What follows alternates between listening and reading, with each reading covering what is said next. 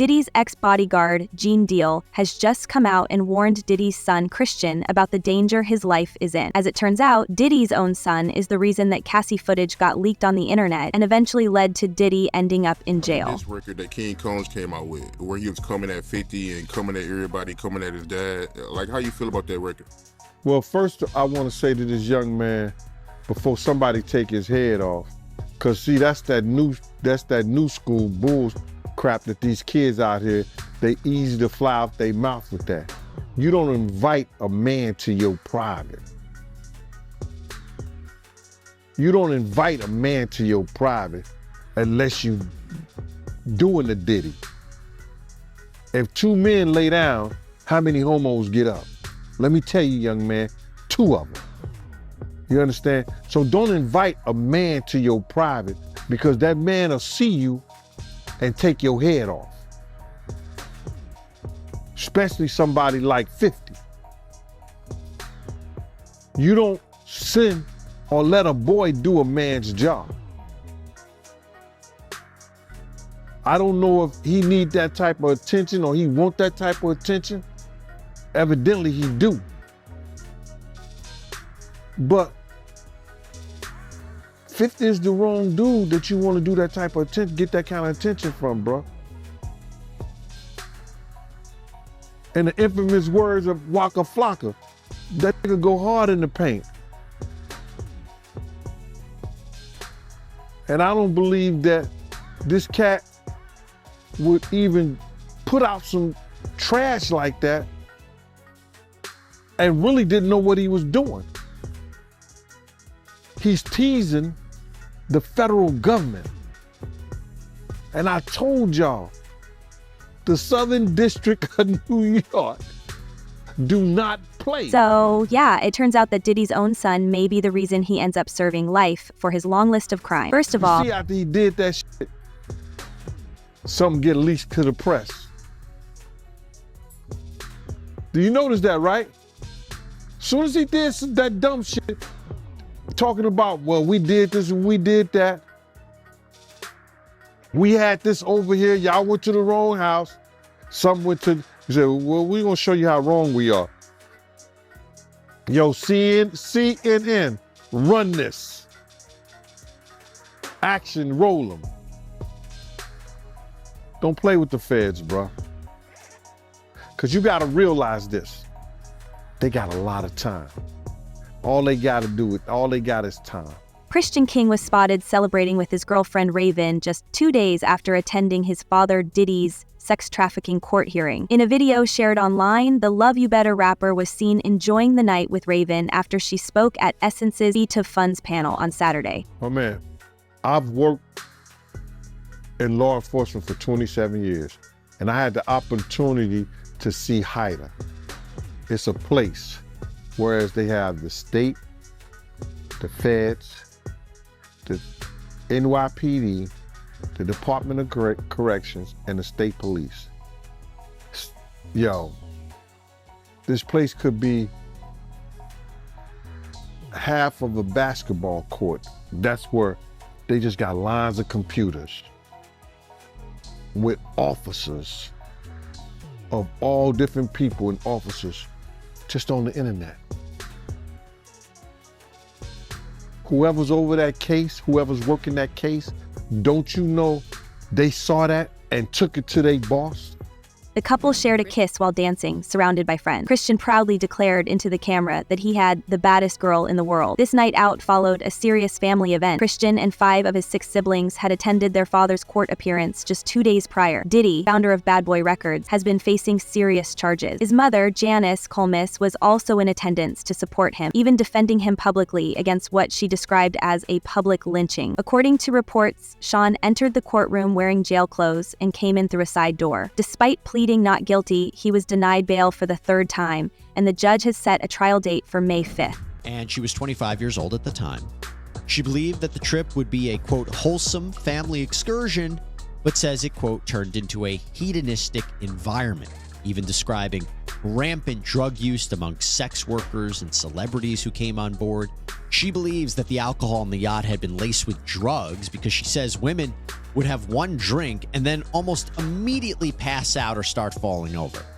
This is, by the way, something that it was also alleged in Jones's lawsuit, that Combs would spike the drinks of different people. But focusing on Christian Combs, O'Markey says that Christian Combs had been staying at a villa on the shore, but that he would come onto the yacht in the evening to party. And on December 28, 2022, Christian reportedly arrived very intoxicated and then proceeded to pressure O'Markey to take shots of tequila. The most disturbing part is that Christian is no saint either. He has quite the rap sheet himself. Back in April, a lawsuit was filed against Christian Combs, alleging that he sexually assaulted a woman named Grace Omar K. According to the lawsuit, the incident occurred in late December 2022 while Omar K. was working on a boat charter that had initially been promoted as a wholesome family excursion, but allegedly turned into a hedonistic environment. The alleged assault took place just days before Diddy hosted a celebrity-filled New Year's Eve yacht party. Omar K.'s lawsuit accuses Christian of sexual assault, sexual harassment, and infliction of emotional distress. Diddy is also named in the suit for premises liability as the person who chartered the yacht and for allegedly aiding and abetting his son. The legal team for both father and son has dismissed the lawsuit, calling it lewd, meritless, and filled with manufactured lies. Reportedly told Christian, quote, "Excuse me, you don't touch my legs like that. I'll move my legs where I want to. If I want to do this, then I will. You don't touch my legs like that." O'Markey then says that she told Christian she couldn't stay with him unless it was approved by a supervisor, all of whom she knew would be asleep at the time, so this was a way for her to get out of the situation. She claims that Christian said, "Who can I talk to? I'm going to say I requested you right now." O'Markey then says she responded with, quote, "Well, you can take your hand off my ass for the first thing." O'Markey says that she tried to go back to her work, but Christian found her again, wanted her to find him a place to sleep for the night. So she ended up taking him to the cinema room for the yacht, which doubled as a place for people to sleep. And she claims that is when Christian blocked her and groped her, took off his clothes, tried to force her to perform oral sex on him. She says that she was able to fight him off until someone came in. Now, the lawsuit goes on to say that O'Markey told the yacht captain what happened the very next day, but he didn't believe her, didn't do any sort of real investigation. She says the captain retaliated against her for months after the alleged assault, before ultimately firing her in May of 2023. Now, aside from her account, aside from a potential other witness, right, the person that allegedly walked in on this, what proof is there that this happened? Well, she reportedly has photos of the bruises that she says were caused by this event with Christian Combs. The quote was, "Our attempts to share this proof with Mr. Jones's attorney, Tyrone Blackburn, have been ignored, as Mr. Blackburn refuses to return our calls." Holly goes on to say, "We will address these outlandish allegations in court and take all appropriate action against those who make them." Then, the attorneys for Universal Music Group, one of the defendants who are also being sued by Rodney Jones for their alleged participation and facilitation of the abuse and trafficking claimed by Jones, they argued that the claims were so, quote, offensively false that one of these attorneys, Donald Zakarin, wrote, "A license to practice law is a privilege. Mr. Blackburn, plaintiff's lawyer, has misused that license to self-promote, gratuitously, falsely, and recklessly accusing the UMG defendants of criminal behavior." So a lot of back and forth that we're seeing right here. And again, to be clear, everything that Diddy and his sons are facing are accusations. They haven't even been criminally charged. These are civil lawsuits. There has been no finding by a judge or a jury that they are liable at this point. Having said all of that, this is a very significant development. Grace Omar's suit provides more disturbing details. She alleges that Christian drugged and assaulted her and includes transcriptions of audio clips that she claims capture her rejecting his advances while he groped her. Omar K., who was 25 at the time, was working as a steward serving dinner and drinks from 6 p.m. to 6 a.m. on the yacht, where she claims to have witnessed drug use and interactions between celebrities and suspected sex workers. I think if their lawyer got that off, they did a great job, because you got to realize some of these cases, even you get regular drug cases, they be taking a year or 2 years to go through all the paperwork, everything they want to do, how the guy weighed out, getting the witnesses and everything together. I think the lawyer thinking that they're not going to be able to give them discovery and enough discovery in that short of time, because the prosecutors are not going to present anything to the court that they think they can't prove. You understand what I'm saying? So the prosecutors is going to try to, go through everything. And that's a short time, brother. That's less than what, May? That's less than 7-8 months. You talking about 18 businesses. You talking about they got, I think they say 170 witnesses. You understand? They got 1,000 bottles of oil they got to test. Allegedly baby oil that they got to test. And I said allegedly baby oil because that's what the prosecutor said. Alleged baby oil. He didn't say baby oil. He said alleged baby oil. So that means that it may be something, or some of those bottles wasn't baby oil. You talking about victims and their statements and presenting them to the courts. So they got a lot of things. So that was a smart move by the defense, trying to get the trial, a speedy trial, so the prosecutor only have so much evidence that they could present. It could help them and it can hurt them too. How you feel about Diddy lawyers coming out blaming the government for leaking, the tape of Cassie? Well, the lawyers are doing what they supposed to do. They supposed to trying to try this case in the public's eye. You understand? So Diddy could probably get off by them saying that the prosecutors released the tape. The grand jury have every right to see any kind of evidence out there that the prosecutor want to give them. Now, them leaking it and everything like that, that's not gonna decide whether the judge is gonna allow them to dismiss the case because they leaked this this trial, because they're gonna try to state he can't get a fair trial because the prosecutors are trying to win their case in the public's eye. That's not gonna be, it's gonna be up to the judge to decide whether that was significant enough to not have this trial. His lawyers are trying to do anything, and they're gonna try to do anything to win this case without it first going in front of a jury, without it first going in front of the judge like that. So what they're doing is they're gonna try to play all different kind of cards to make us think, you understand, the dude is innocent and he's been done wrong and unfair. That's what the lawyer's supposed to do. But it ain't gonna work, bro. It's not gonna work. Just like, hold up, but just like first bail denied, second bail denied, the third bail denied. They don't trust the lawyers, and they damn well don't trust Diddy being out in public or in the streets or at home at any time.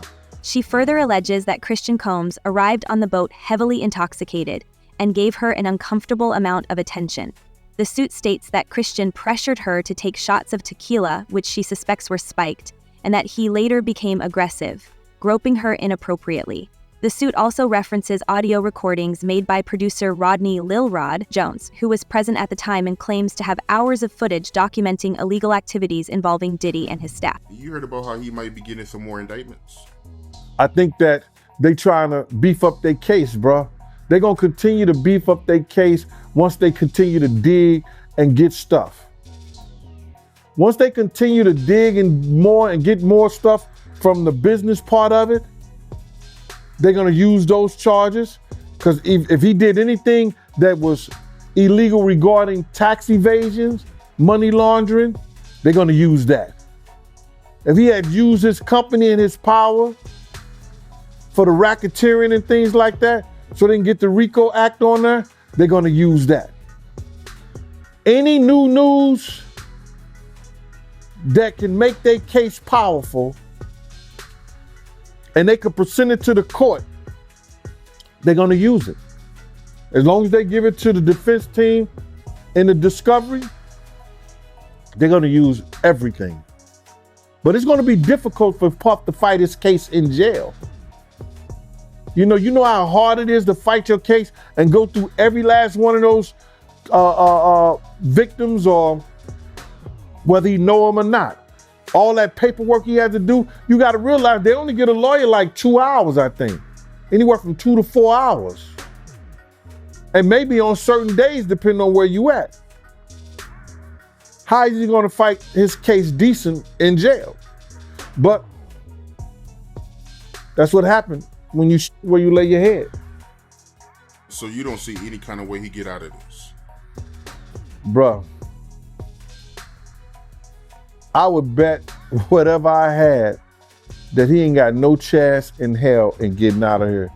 All because they already got one witness for the sex trafficking case. And that's all you need. And when you only have to have one witness for the sex trafficking case, even though she may have been a participant, and I'm talking about Cassie, it's gonna be hard for him to fight that one charge. This was most certainly a significant development, as Diddy is now in jail and more shocking things continue to come out about him and his family. He has recently been hit by 6 more lawsuits, and Gene Deal believes he has no chance of winning the trial. Godzilla, I would see him talk about how he using drugs. He was never like that. Smoking cigarettes, smoking weed and everything like that. He turned into something that you could consider a monster, bruh. Then he started doing things to people, you understand, that he learned. That's a learned behavior, bruh. Now, I'm not saying that he may have been doing a couple of things here and there with women, stuff like that in New York, but the things that there's talking about that he was doing, bringing in prostitutes to have sex with his girl and all that stuff like that, that was some crazy stuff to me, man. So I'm just looking at this whole thing, man, and you had asked me, and we don't have these conversations like most people do. We're gonna go back and you're gonna tell me what, we're gonna talk about this. You said, I'm gonna ask you how you feel, bro. I don't want no man to ever go to jail and be leaving their kids behind, be leaving their family behind. You understand? But some dudes belong in jail based on what they do and how they do it. We know that to be true. And it's just this situation, man, when they get down to all the facts and all what happened, he may belong in jail, bruh. And that's not my doing. That's not Cassie doing. That's his doing and his learned behavior from the people that mentored him. That twist, it set off a chain reaction nobody saw coming. Now the whole gang's choosing sides faster than you can say hit record. But here's the real question. Who's pulling the strings behind this hip-hop civil war? Girl, let me tell you, this beef between Diddy and 50 Cent just went nuclear. It ain't just about them anymore. The whole hip-hop world's getting dragged into this mess. We're talking about a full-on industry civil war, and everybody's got to pick a side. You got legends of the game coming out of retirement just to weigh in on this drama. Some are riding hard for Diddy, talking about loyalty and respect. Others are backing 50, saying it's time to shake up the old guard. And then you got the new school artists caught in the middle, like deer in headlights, trying to figure out which side's gonna help their career and which one's gonna end it before it even starts. The craziest part, some of these rappers are switching sides faster than a remix drops. One day they're all over social media supporting Diddy, the next they're in the studio with 50. It's like musical chairs, but with multi-million-dollar record deals on the line. And don't even get me started on the producers. They're caught up in this mess too, trying to figure out if they should be making beats for Team Diddy or Team 50. Some of them are working both sides, probably hoping they can place Switzerland in this war. But honey, in this game, there ain't no neutral ground. You gotta realize, man, he learned from Andre Harrell. He learned from Russell Simmons. He learned from Clyde Davis. You understand? When those people or telling you that they were heavy into the drugs. They was heavy into beating women and doing things at that age, at that crazy stage, that's gonna make him think that he could get away with the same thing that they was getting away with back then. You understand? The things that he was saying, you know, the touchy-feely between two men and all that stuff like that, man. All that, he learned that from them dudes. When I told y'all the story, when me and my man went up to Russell Simmons and he had a house and he had a man in bikini drawers in his bedroom, in his bed. You understand? Bruh, this is that he learned. I'm assuming he learned it from them. Let me put that. And I'm not gonna say alleged because I saw that for my own self. My man was with me, Slick was with me, and we saw that for our own self. You understand what I'm saying? So these are behaviors and things that with drugs and all the stuff that's going on, pills, drinking. Called Diddy a demon over a comment he made to Nipsey. What made you say that? Like, what's the backstory behind that? But bro, I didn't say he was a demon. What I think I said that you gotta watch what you say to these demons. And I might have put him in the same category. But I didn't per se, he's a demon. Now he's done shit that I projected, I see that demons does. When I seen him picked up that dove, and a dove supposed to be that of new beginning in life, and the dove fell to the ground straight like it was dead. The day we did that, he did that ritual in the park before he went to trial with Sean. Bruh. And I'll tell you that story if we talk about Sean. If we talk about Sean today, I'll tell you that story, all right? How about that? Now don't go figure out something to talk to me and ask me about Sean. Yeah, but if we talk about Sean, I'll ask that. But what you was asking me is that, listen here, man. I did not know Nipsey Hussle. I knew of him and the positive things that he was trying to do out there in his community. The music that he was putting out, that I could say, based on conversations that I heard him speak, that the man was spiritually connected. He was a child of God. He had gotten in front of Puffy one time, and he told Puff that he was putting out this music, and I guess Puff was helping him in some kind of way, and he said something. And that what he said was, I need my music and my album to have the same feel of that life after death, like Biggie's album. Now, you taking a spiritual person who's asking for something. He said, I wanted that same feel as life after death. That same feel was that Biggie got murdered and he went on to sell about 10 million albums or 10 million copies. I was saying, you gotta watch what you say to demons, because it just might come true.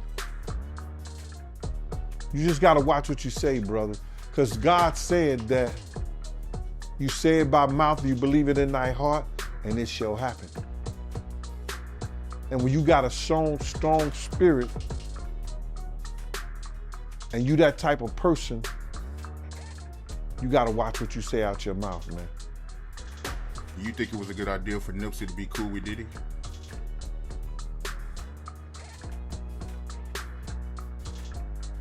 I really can't speak on what and the reason why that man would, when he was already doing a great job himself. with the team that he had. But somebody convinced him that that would be a good look for him. But, no disrespect, he got what he asked for. Back in 2022, Diddy opened up about his role in executive producing Nipsey Hussle's Victory Lap album, a project that earned a Grammy nomination for Best Rap Album at the 61st Grammy Awards. During an interview on Yeah. What was that like? 50 was the type of dude that kept like a little, he kept like a little pad with him. And he wrote everything down. You understand? Me and him caught the plane. We was going to Vegas. And I gave him my card. My business card was savoir faire, security management, and everywhere. You know what I mean? So 50 did a song about that. You know what I'm saying? And he put that in the song. And some years ago, about a year or so ago, not even a year or so ago, he said that when he dropped my name, he said, yo, I got the savoir faire. I got that from Big Gene. He been trying to tell y'all about this Puff shit years ago. But 50 was the type of dude that if you knew he was with you, he was with you. Even back then, he had your back whether you was security or whatever you did. If he was with you, he was with you. And that's what you gotta love about him. You know what I mean? You ain't gotta question his loyalty, you know what I'm saying, on some fight shit or if you in a situation. Cause he going out. Well, I guess you were hanging around him or knew him, right before he got shot. Well, what happened was that I had got some information. 50 came to my house. I tried to fit him on a vest, but I'm like, at the time I was like a 3X. And 50 was like a large, you know what I'm saying? So he couldn't really fit the vest, but I gave him a cover to try to tell him, because he had some pads, some vest pads. So I just told him what the situation was that I knew. And told him he had to watch himself because those cats was gonna come at him. You know what I'm saying? And he was like, yeah. And he was supposed to be going to Cancun. And I told him, if you come to Cancun, I got you, because I used to be down there doing security at Daddy-O's. You understand? And I had people down there that I knew that was from Puerto Rico, and they was working down there, so they should make sure when I hit the island, anything and everything I needed, I could get it right there on the island. You understand? They work directly with the syndicate. So 50 was supposed to come down there to do a show, and he didn't make it because they had shot him up. I don't know if he was coming in the first place, but he was supposed to, because he was paid half the money to come down there to perform How to Rob an Industry Cat. And when was the next time you seen him after that? The next time I seen 50 after that was at Jack the Rapper. He had blew up. He had blew up, man. He was like, he was this dude and everything like that. And I was sitting in we was in Puerto Rico, and I was sitting by myself, just chilling, and he had his whole entourage with him. He came directly over to me. He like, yo, Gene. I was like, yo, what up, Fit? I said, what up, 50? He said, what's up, man? He said, yo, put his hand out to me, and he grabbed my hand. He said, yo, they can't